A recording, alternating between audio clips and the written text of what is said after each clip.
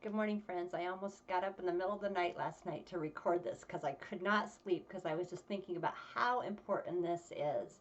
And that is the idea that our children are our number one disciples, that God has laid the calling and the responsibility of the parents to disciple, to build into, to teach our children the ways of the Lord.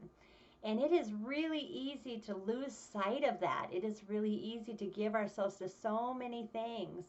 But we have to daily remember these are our number one disciples. We might have other relationships, we might have other people we are building into. But God has called us to take on the responsibility of teaching our children the ways of the Lord. There are a couple of verses that I want to share this morning that are just so clear on what God calls us to. They're very familiar verses. The first one is in Proverbs. It's in chapter 22. It says, "Train up a child in the way he should go." We are supposed to use these years, these childhood years, to train our child in the way they should go, so that by the time they leave our homes, they have a path, they have clarity, they understand the ways of the Lord. Ephesians chapter 6, it says, "Bring them up in the discipline and the instruction of the Lord." Our days with them can easily be given to getting chores done and getting errands done and making sure we're hitting the right appointments and what we're going to eat. And our conversation can be so easily given to our daily tasks and activities. And yet we can see in Scripture where we are supposed to be building. We are supposed to be using these valuable years to give them the instruction of the Lord, to lay that out. Genesis 18 is another one. It's talking about Abraham, and it says, "I have chosen Abraham so that he will direct his children and his household after him to keep the ways of the Lord." And that is what God has called us to.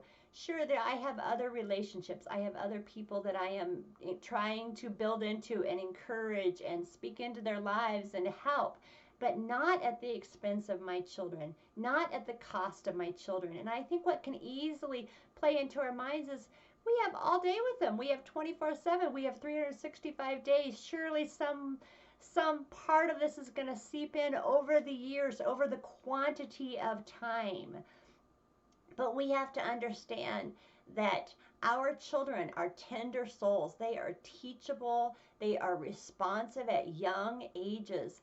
Our voice is so important to them. We don't have the competition of the world when they are young, especially if we keep a guard on their hearts and we bring their hearts into the home and in relationship with us, and we're managing the influences and the things that they are hearing and seeing. We preserve this beautiful place in their hearts of speaking into their lives and building into them.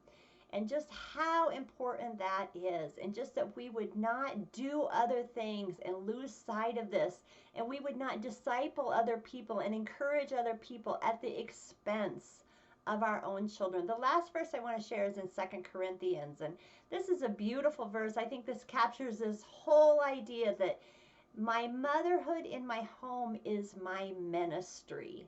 And it is something that God has specifically given no other woman.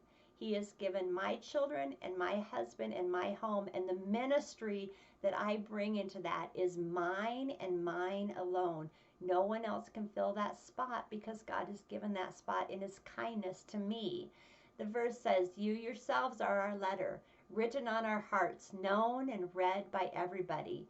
You show that you are a letter from Christ, the result of our ministry, written not with ink, but with the Spirit of the living God, not on tablets of stone, but on tablets of human hearts." And I love that last part. We are writing these things on our children's hearts. They are becoming ingrained with the ways of the Lord and what his scripture says and how to live and how to think and how to process what they're experiencing and how to understand themselves and the world around them and God's beautiful calling on their life to live in relationship with them. So I would just encourage you, remember your children are your number one disciple. There are plenty of other relationships to build into, but may we not do the other relationships at the expense of our own precious children. Thanks and have a good day.